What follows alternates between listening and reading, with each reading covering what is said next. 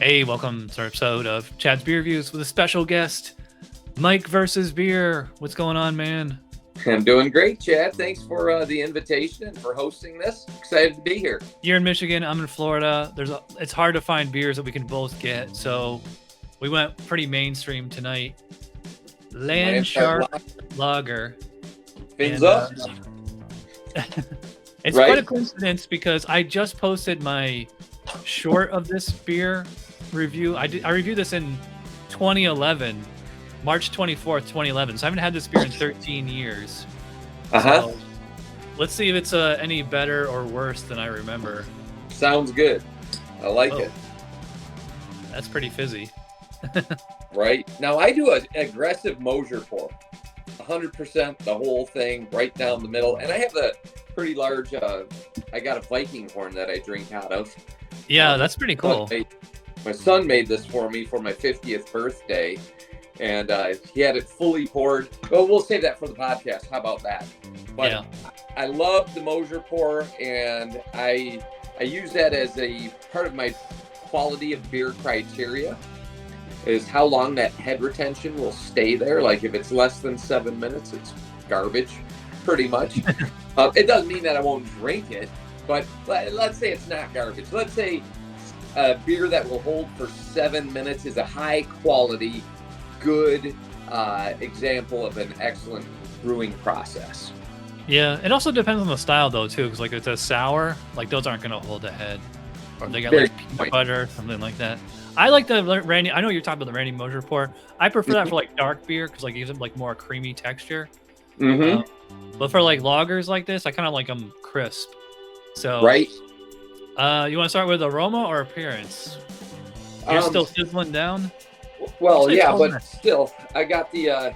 I can't say that it's crystal clear because it's definitely a golden color, but it is clear. I can see right through it. There's no opacity to this in the least bit. Yeah, so. I mean, macro adjunct lagers, like that's one thing they're pretty good at is clarity. I would call this like brilliant clarity. Almost looks like a cider. My head did not hang out much. Yours is. I think maybe it's just the shape of the glass and the more aggressive pour. Yeah, that Mosher pour, certainly. I created a massive head, and it's holding real nicely. I still can easily drink out of this. I don't have to wait for it to dissipate there. As a matter of fact. I mean, as far as aroma, like as soon as I twisted the cap off this bottle, like I could smell skunk, which I haven't smelled in a long time because it seemed like every beer is canned now. Yep. Me too. It's like we're drinking the same beer. Definitely has some skunk notes to it. Has some grassy aroma as well. I don't think it's Pilsner malt. To me, it's just kind of generic, like two-row or something like that. Yeah, to me, it just smells like the beer your dad drank. You know? Yeah, that's true. My dad always had PBRs. Yeah. You're familiar with the story about how Jimmy Buffett kind of got affiliated and said, I want to have my own brand, and what they were, it's basically a Corona clone. Yeah. Right? Yeah, it's called Margaritaville Brewing, but that's just a subsidiary of, Anheuser-Busch. Yeah. You ready to jump in here? Yeah, you betcha. Cheers. Right, cheers. Salute and Prost.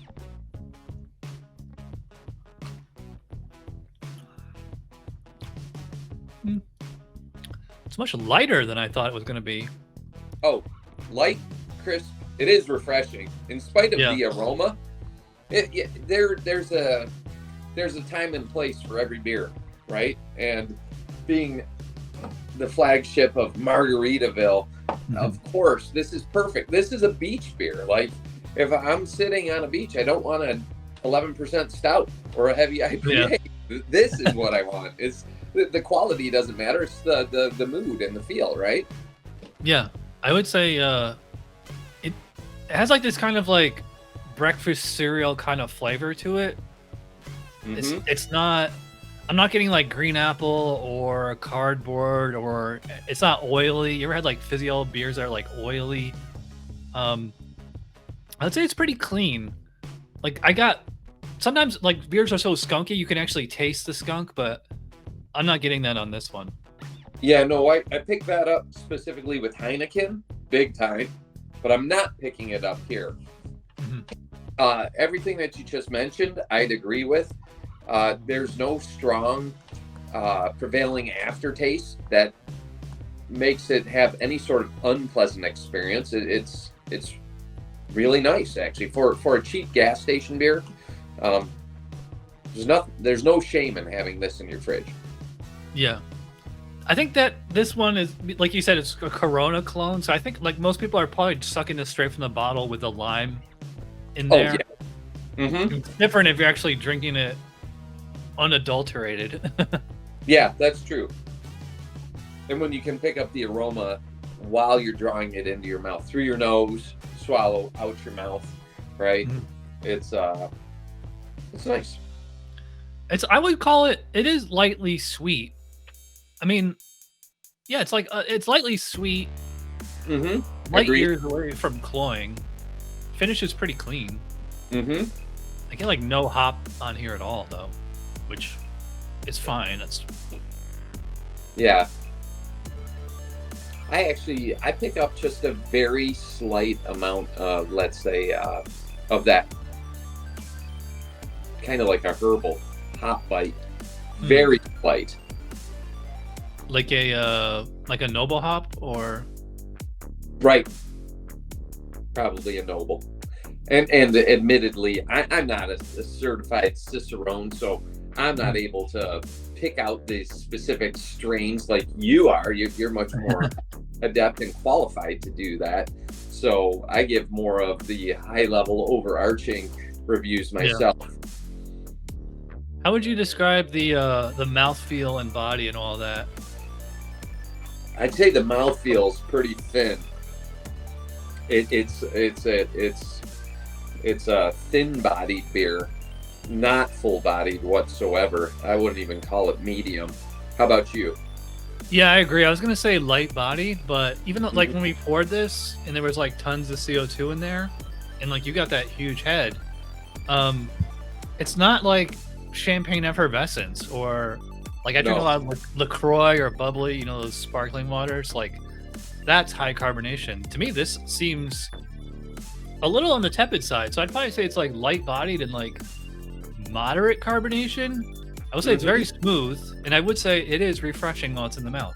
Yeah, well, moderate carbonation, I totally agree with. You saw it as evidence with my Mosher pour. I probably had a 3 or 4 inch head on top of the actual beer itself. It eventually dissipated. It's still there. Nice. You know, but again, so the brewing quality was there even in this light beer. And in spite of that, there still is some carbonation in the drink as I'm consuming it. It's not gone just because I poured it that way. It just alleviates a lot of the bloating that would have happened if I kept on drinking it straight out of the bottle. Yeah. I've been holding my burps in. I don't burp, so, and it probably has a lot to do with the pour, right? Are you getting a creamy texture at all from that Mosher pour? Yes. Yeah, and especially at the very end there. Yeah. Yeah. I think a lot of that is on the foam itself. Like I said, I haven't had this beer in 13 years, and I will say it's better than I remember. Because 13 years ago, I was a total beer snob, and anything that was a physio beer like this, I was just like, you know, it's garbage. You know, I was drinking like IPAs and imperial stouts and everything back then. I mean, I definitely appreciate it for what it is. On a scale of 1 to 10, this is like about a 6.5. I think is fair. Kind of like a C plus B minus range. Yeah, it's not a outstanding beer, but it's certainly no failure.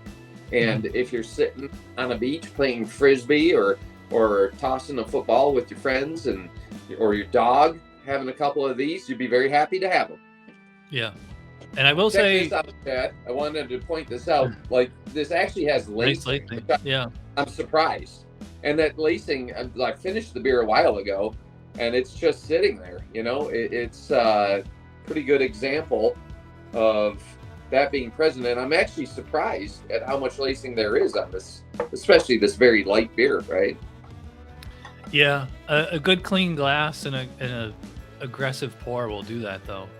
I think I don't get as much lacing because I think my glass was sitting in the cupboard and it's probably got dust on it or whatever. Yeah, out of 10, I'd probably give this like a 7.42.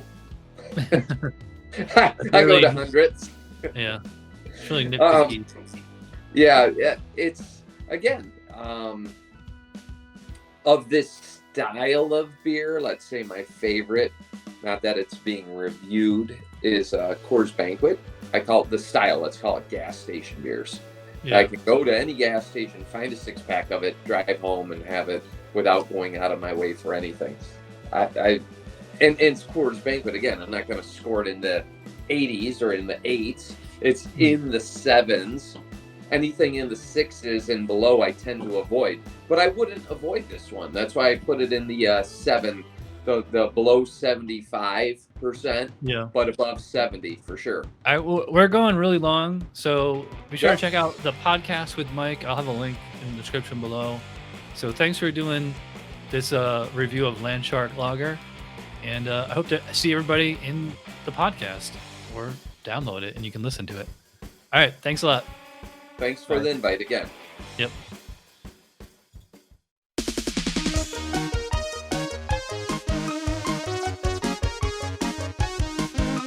Somebody brewed it. Chad just reviewed it. Thanks for watching Chad's beer review. Trust me, the next episode will be a lot better.